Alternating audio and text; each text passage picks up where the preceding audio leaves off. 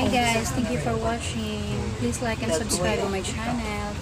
Guys, nandito po ako ngayon sa bus. I'm going to Philippine Consulate to renew my passport. Mga kasama ko po na ibang Pinay. Punta silang Central. Si hello. Dinaanan na. Ay, laki ng mukha. Hindi daw siya ready. Hindi pa daw siya nakapag-makeup. Hindi daw siya nakapag-lipstick. Sa aking road trip. Ayan guys, so yung bundok nila. Tingnan nyo po, maganda yung pagka-landscape. Ayan. Kaya wala po silang landslide dito. Ayan. Ayan.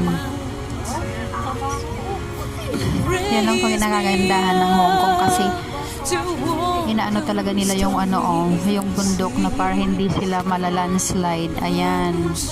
Sana sa Pinas ganyan din talagang nila-landscape nila.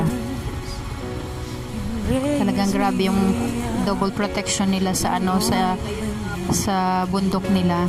Ayan, ang ganda ng view.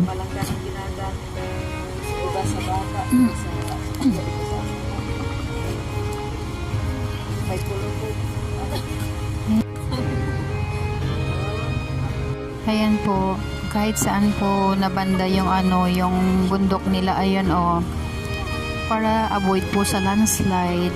Ayan. Ganda ng nila.